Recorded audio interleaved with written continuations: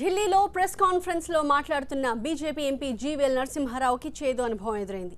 అతనిపై ఒక వ్యక్తి షూ విసిరాడు. దీంతో జీవీఎల్ కంగు తిన్నారు. వెంటనే పోలీసులు షూ విసిరిన వ్యక్తిని అదుపులోకి తీసుకున్నారు.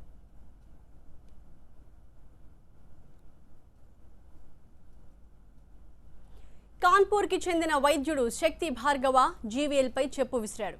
ఈ ఘటన అనంతరం కూడా జీవీఎల్ ప్రెస్ మీట్ కంటిన్యూ చేశారు. ఇది కాంగ్రెస్ పార్టీ పనిగా ఆయన ఆరోపించారు. చెప్పు విసిరిన ఘటనతో అక్కడ అలజడి రేగింది.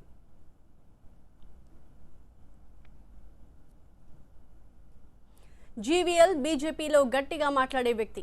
దేశవ్యాప్తంగా చాలా విషయాలపై సమగ్ర అవగాహనతో మాట్లాడే నేత. బీజేపీ తరపున రాజ్యసభలో ప్రాతినిధ్యం వహిస్తున్నారు. ముఖ్యంగా బీజేపీతో టీడీపీ తెగదెంపులు చేసుకున్న అనంతరం ఏపీ సర్కార్పై పోరు తలపెట్టారు జీవీఎల్.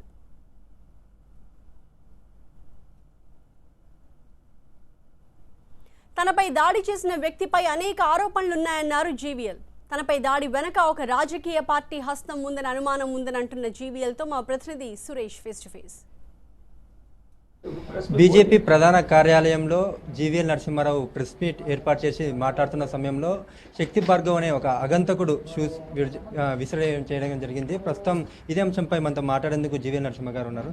సార్, ఈ శక్తి భార్గవ్ అనే అగంతకుడు ఇలాంటి దాడి చేయడానికి ప్రధాన కారణం ఏమనుకుంటున్నారు?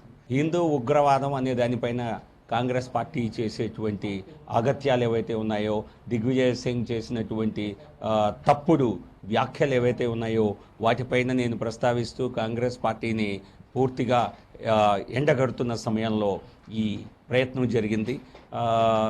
ఈ వ్యక్తి ఎవరైతే ఉన్నారో అతను దాదాపుగా 500 కోట్ల రూపాయల ఒక రకంగా బేనామీ ప్రాపర్టీ అతనికి ఉందని, 11.5 కోట్ల రూపాయలు పెట్టి ఇది కొన్నా ఎక్కడి నుంచి ఆదాయం వచ్చింది చూపించలేకపోయాడని, అతని పైన ఆదాయ పన్ను కొన్ని రైడ్స్ జరిగాయని, సోదాలు జరిగాయని వార్తలు వెంటనే మీడియాలో వచ్చాయి.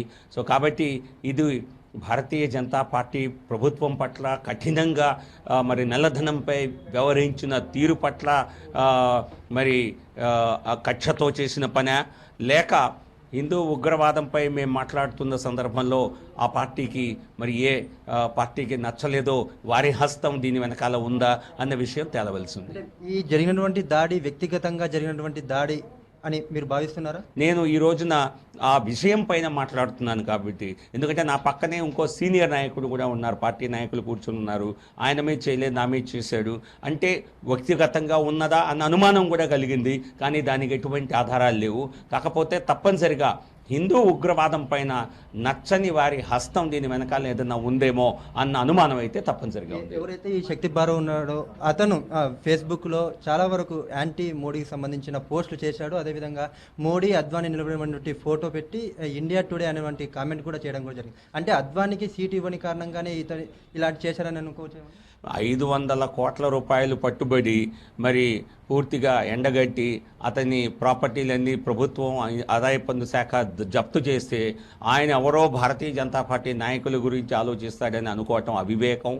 ప్రతి వెధవ ఈ రకంగా సోషల్ మీడియాలో ఏదో చెత్త రాసి మరి దృష్టి మళ్లించడానికి ప్రయత్నిస్తారు.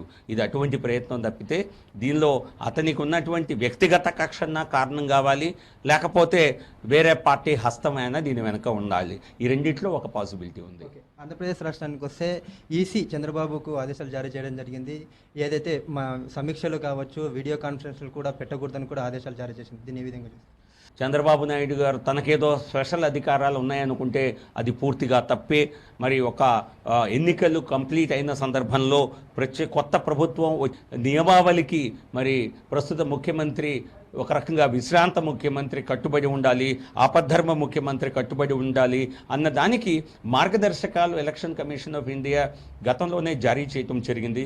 ఈ రోజున అవే మార్గదర్శకాలను అనుసరించి మాత్రమే మీరు పని చేయాలి అని ఎలక్షన్ కమిషన్ చెప్పిందంటే మరి రూల్ బుక్ని ఫాలో అవ్వమని చెప్పటం. మరి చంద్రబాబు నాయుడు ఆయనేమి పెద్ద కొమ్ములతో ఏం బయటకు వచ్చి కొమ్ములతో ఆయనేమి ముఖ్యమంత్రి అవ్వలేదు కదా.